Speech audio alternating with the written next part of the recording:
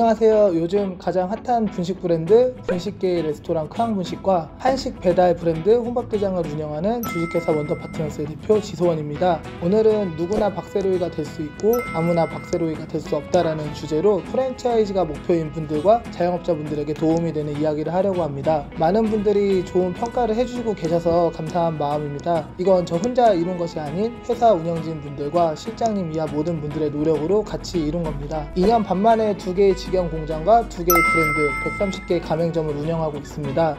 지금까지 프랜차이즈 노하우를 바탕으로 프랜차이즈를 준비하는 분들에게 도움이 되는 조언을 하고자 합니다. 처음 프랜차이즈를 생각하게 되는 경우는 대부분 매장을 오픈하여 장사를 하다가 매출이 잘 나오고 장사가 잘 되면 두 번째 매장을 생각하게 되거나 주변에서 매장을 오픈하고 싶다고 제의가 들어오면서 프랜차이즈를 고민하게 되는데요. 프랜차이즈를 처음 생각할 때 가장 중요한 것은 프랜차이즈만의 경쟁력이 있냐 없냐입니다. 이 경쟁력은 음식집의 맛이라든지 레시피 이런 것이라고 대부분 생각하실 겁니다. 하지만 이걸 아셔야 됩니다. 맛이랑 레시피는 그리 대단한 것이 아니라는 것을 깨우치셔야 합니다. 요즘 음식이 상향 평준화가 되어 있기 때문에 맛없는 음식은 없습니다. 이미 맛없는 음식은 망할 거기 때문에 그거는 번외로 하겠습니다. 장사가 안 되는 매장을 다녀보면 하나같이 이렇게 맛있는데 왜 장사가 안 될까? 라는 말을 가장 많이 하십니다. 요즘 시중 마트에 파는 소스들, 재료들, 심지어 냉동식품까지도 너무 퀄리티가 좋아서 맛이 없을 수가 없습니다. 프랜차이즈가 맛집으로 간다는 건 제 견해이지만 어불성설입니다. 프랜차이즈는 누구나 먹어도 이견이 없는 맛의 최고치를 뽑는 것입니다. 그럼 왜 프랜차이즈가 맛으로 승부할 수가 없을까요?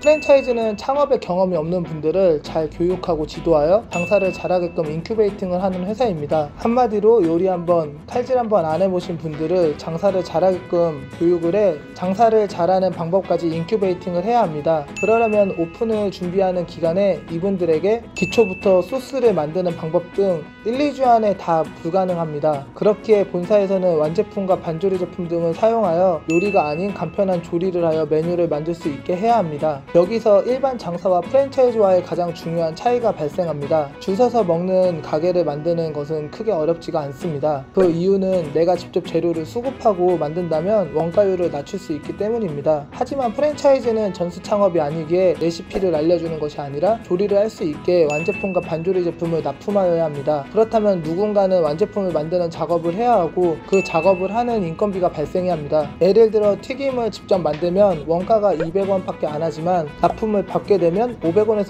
600원이 될 수밖에 없습니다. 줄 서서 먹는 가게는 같은 가격이라면 프랜차이즈보다 훨씬 많은 양을 주거나 가격을 낮춰 가성비를 확보할 수 있게 당연히 경쟁에서 우위에 있을 수밖에 없습니다. 그럼 여기서 의문을 제기할 수 있습니다. 그럼 꼭 완제품으로만 해야 하는 건가요? 라는 부분입니다. 프랜차이즈 본사가 탄탄해야 가맹점 확장이나 브랜드 마케팅이나 메뉴 개발 등에 지속적으로 투자를 하여 가맹점도 오래 갈 수 있게 해야 합니다. 즉 본사와 가맹점은 말뿐만이 아니라 진짜 한 몸이 되어야 합니다. 매장이 잘 유지가 되어야 본사 제품을 납품하여 본사도 수익이 생기고 그렇게 돼야 재무가 탄탄하고 성장하는 회사를 만들어 나갈 수가 있습니다. 이 이야기의 핵심은 프랜차이즈의 수익 구조는 물류에 있습니다. 프랜차이즈 본사만의 전용 제품을 가맹점에 납품하여 수익을 발생하여야 합니다. 여기서 프랜차이즈 본사의 경쟁력이 차이가 납니다. 자체 생산하는 제품이 있는가 이 부분인데요. 본사가 자체 공정 시스템이 있지 않다면 다른 곳에서 완제품을 그대로 가져오든가 소스나 제품을 다른 공장이나 물류센터에서 OEM으로 제작을 하여야 합니다. 그럼 공장에 의뢰하여 OEM으로 물건을 받으면 원가의 폭이 증가할 수밖에 없고 거기에 또 프랜차이즈 본사 물류 마진을 붙여 가맹 점주님들에게 납품하게 되면 원가를 맞추려는 메뉴의 퀄리티가 떨어지거나 본사의 수익 구조가 탄탄하지 못하고 원가를 높이면 점주님들 수익 구조가 좋지 못하기 때문에 결국 본사가 물류나 유통을 가져가지 못한다면 본사는 가맹비나 교육비, 인테리어 비용 등에서 오픈 전 수익을 많이 내야만 합니다. 이 문제가 지금 프랜차이즈 본사를 신뢰하지 못하는 가장 큰 이유가 되는 것입니다. 그래서 잘 되는 매장들 중에 프랜차이즈를 하고 싶어 하시는 분들에게 어떻게 진행해야만 프랜차이즈를 할 수 있는지에 대하여 인큐베이팅을 많이 하면서 이런 부분을 강조하고 있습니다. 본사의 경쟁력이 있는가? 프랜차이즈로 성공을 하려면 본사가 물류 시스템이 잘 되어 있어야 다른 브랜드에서 쉽게 치고 들어오지 못하던가 본사가 자본이 많아 광고 마케팅에 집중할 수 있는가? 둘 중에 하나는 있어야 해야 롱런을 할 수 있습니다. 100개 이상의 가맹점이 있더라도 무너지는 것은 1년도 안 걸립니다. 본사의 수익 구조가 좋지 못하면 100개의 가맹점이 있어 봐야 슈퍼바이저 및 회사에 꼭 필요한 직원을 채용하지 못해 정상적인 관리를 할 수가 없고, 가맹점 관리가 제대로 되지 못한다면 브랜드는 금방 무너지게 되어 있습니다. 특히 우리나라 사람들은 다 빠르고 똑똑하기 때문에 유행성이 자주 바뀌며 잠깐 방심하는 사이 경쟁사들이 우후죽순 생겨나 브랜드 유지가 쉽지가 않습니다. 무수하게 많은 프랜차이즈를 보면서 많은 분들이 프랜차이즈 사업을 쉽게 생각할 수도 있다고 생각합니다. 하지만 롱런하는 브랜드는 많지 않습니다. 누구나 박세로이가 될 수 있지만 아무나 박세로이가 될 수는 없습니다. 저는 80여 개 가맹점을 가진 호프체인을 하여 큰 돈을 벌어도 받고 크게 망해도 받습니다. 바로 본사 수익 구조가 탄탄하지 못해서였습니다. 그래서 이번 프랜차이즈 본사 설립할 때부터 본사의 경쟁력, 수익 구조 이 두 가지에 가장 큰 중점을 두었습니다. 덕분에 처음 가맹점이 많이 없는 1년간은 힘들었지만 이제는 탄탄하고 오래갈 수 있는 회사가 되어가고 있습니다. 이번 영상을 보시고 도움이 필요하신 분들은 언제나 댓글이나 플러스 친구 등으로 문의하여 주세요. 바라는 거 없이 도와드리겠습니다. 그럼 오늘도 성과 있는 하루 보내세요. 안녕.